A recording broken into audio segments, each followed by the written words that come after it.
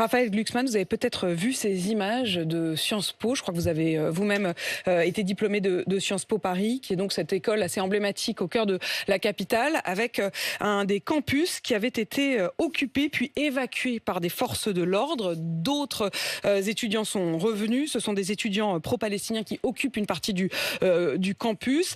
La direction a précisé la raison pour laquelle ils avaient évacué ces étudiants. Je les cite: l'amphithéâtre extérieur du campus a été occupé par une soixantaine d'étudiants militants en faveur de la cause palestinienne, contribuant à un fort climat de tension pour les étudiants, les enseignants et les salariés de l'école. La direction avait donc pris la décision d'évacuer ces étudiants qui sont donc visiblement pour une partie revenus. Comment vous réagissez à ça? Alors déjà, le site de Sciences Po Paris est bloqué au moment où on se parle. Qu'on fasse preuve de solidarité à l'égard des Palestiniens, qu'on montre le rejet des crimes qui sont commis à Gaza, c'est naturel, c'est même digne et c'est noble. Après, dans quelle atmosphère on le fait? Et est-ce qu'on est inclusif? Est-ce qu'on tolère le débat? Est-ce qu'on est capable d'organiser des discussions avec ceux qui ne partagent pas le point de vue? Et jusqu'ici, jusqu'à preuve du contraire, c'est pas le cas. Et donc on a un problème. Et la direction de Sciences Po a le droit de décider d'évacuer. Vous comprenez que la direction de Sciences Po dise on décide d'évacuer. Ce que je veux dire, c'est que franchement... Ça fait écho à ce qui se passe dans les universités américaines, et notamment Columbia au cœur de New York. Il faut qu'on entende aussi ce message. C'est-à-dire qu'il y a un gouvernement en Israël qui est en train de raser la bande de Gaza. Et il faut un élan de solidarité. Et oui, la Commission européenne, l'Union européenne a été aphone sur le sort des civils palestiniens. Et donc ça ne suffit pas de répéter que nous voulons une solution à deux États. Il faut avoir un agenda qui permette l'émergence de cette solution. Vous estimez que l'Union européenne, que la Commission européenne n'a pas suffisamment répondu? Ah mais oui, j'estime totalement. Et j'estime qu'il est temps de faire beaucoup plus pression sur le gouvernement israélien. On ne peut pas dire simplement on veut une solution à deux États et ensuite laisser s'étendre sans cesse les colonies en Cisjordanie. Il faut qu'on montre un agenda qui soit clair. Et là-dessus, moi, je soutiens les efforts du Premier ministre espagnol Pedro Sánchez pour qu'on aboutisse à une reconnaissance de l'État palestinien, pour qu'on montre qu'en fait, on est réellement attaché au fait que cet État émerge et que ce n'est pas juste une pétition de principe. Parce que nous, des résolutions au Parlement européen qui disent il faut une solution à deux États, on en a signé des centaines. Mais sur quoi ça débouche? Donc il faut que ce soit concret. Raphaël Glucksmann, il y a de nombreux points sur lesquels je voudrais encore vous entendre, et notamment la question des finances publiques. C'est les agences de notation qui vont rendre leur copie ce soir. Est-ce qu'il faut, parce que c'est l'un des objectifs qui justifie les demandes d'économie aujourd'hui du ministre de l'économie, est-ce qu'il faut absolument suivre les injonctions de l'Union européenne à réduire le déficit, à réduire la dette et à respecter les règles et les traités européens là-dessus? Mais les agences de notation, déjà, c'est pas la Bible. Enfin, il faut le dire, c'est-à-dire que c'est très important ce qui se passe et le débat sur les finances publiques, c'est extrêmement important. Mais les agences de notation, je vous rappelle quand même que Standard & Poor's avait donné un triple A à Lehman Brothers juste avant l'effondrement qui a conduit à l'effondrement généralisé. Donc en fait, il faut arrêter aussi de considérer que ces agences, souvent nord-américaines, anglo-saxonnes en tout cas, eh bien, sont des paroles d'oracle. Donc, on se calme, c'est pas la Bible. C'est des agences de notation. Et ensuite, mais sur la trajectoire, est-ce qu'effectivement, on a un vrai débat à avoir sur les finances publiques. On a un vrai tout débat ça à part avoir. quand même aussi des règles européennes. Oui, on a un vrai débat à avoir sur les finances publiques. Et la première question, c'est pourquoi, quand on est face au déficit, quand on est face à la dette, pourquoi est-ce qu'on va d'abord, au gouvernement, taper les droits des chômeurs? Pourquoi est-ce qu'on va d'abord taper la prime Rénov? Pourquoi est-ce qu'on va d'abord s'attaquer à des dépenses qui ont une effectivité sociale immense? Donc des économies, oui, mais c'est pas celle-là que vous feriez. Mais pourquoi on ne se pose pas la question des recettes? Pourquoi on ne se pose pas la question du fait qu'il y a aujourd'hui des milliardaires qui payent un taux d'imposition qui est plus faible que celui des classes moyennes par rapport à leur fortune? Pourquoi on ne se pose pas la question de la taxation des super profits? Pourquoi on ne se pose pas la question des recettes là où l'argent existe? Moi, je suis d'accord, il n'y a pas d'argent magique, mais il y a de l'argent qui existe. Il y a des records de dividendes qui sont versés chaque année. Vous iriez chercher, par exemple, dans les dividendes, vous iriez chercher dans les super profits? Les dividendes sont moins taxés en Europe que le travail. Et c'est vraiment le monde à l'envers. Et donc, nous, ce qu'on veut, c'est taxer les dividendes plus que le travail. Capital, Oui, les dividendes plus que le travail. Et ce qu'on veut aussi, et on a lancé une grande initiative citoyenne européenne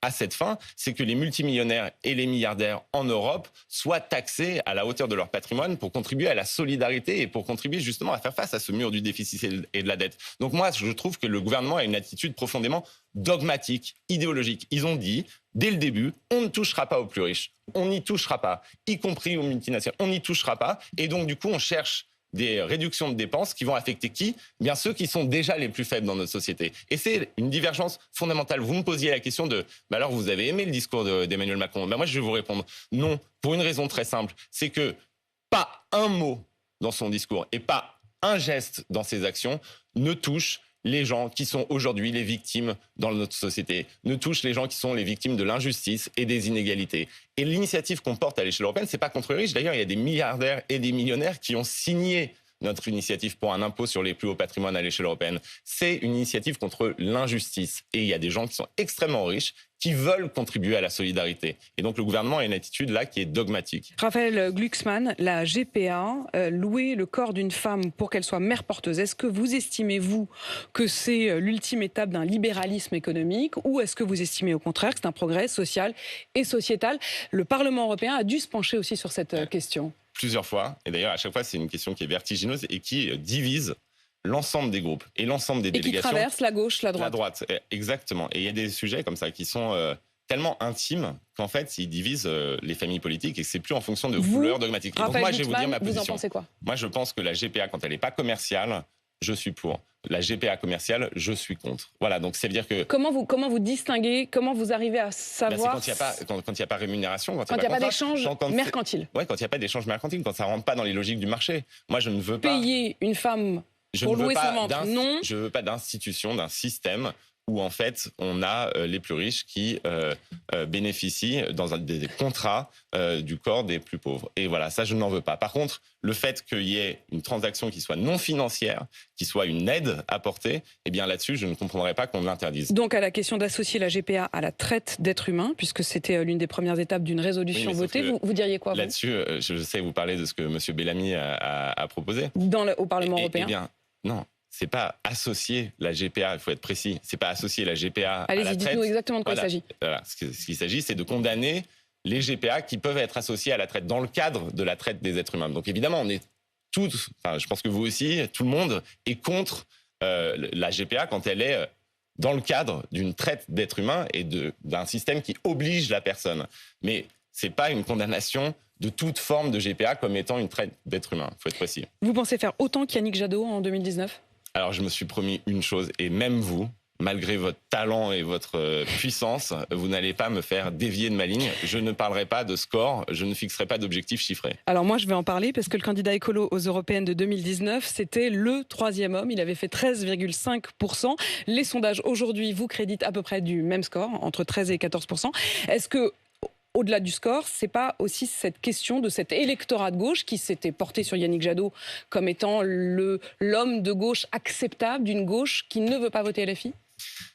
Moi, ce que je vois, c'est que dans nos meetings, dans nos rassemblements, il y a plus en plus de monde et que les gens ont l'air heureux et qu'ils ont la flamme dans les yeux et qu'ils semblent enfin redevenus en accord avec eux-mêmes. C'est ça que je note, moi, encore plus que les sondages. Ce que je vois, c'est qu'en fait, il y a un sentiment comme ça de respirer à nouveau. Pour les gens qui sont fondamentalement attachés à la solidarité sociale, à la transformation écologique, au cadre européen, au projet européen et à la démocratie, il y avait l'impression de devoir se scinder à chaque élection. Et là, moi, l'offre qu'on propose, elle est simple. On vous dit, mais vous n'êtes pas obligé de vous scinder quand vous vous rendez dans l'isoloir. Vous pouvez voter en accord avec vous-même. Vous pouvez voter avec le sourire. Et ça crée une forme d'enthousiasme. Et moi, j'ai un message, c'est la gauche de Robert Badinter, de Jacques Delors, humaniste, attachée à la construction européenne, elle n'est pas morte, elle est en train de revivre et on la voit partout. Il y a des millions de Françaises et de Français qui aspirent à ça et qui veulent respirer et qui veulent s'investir.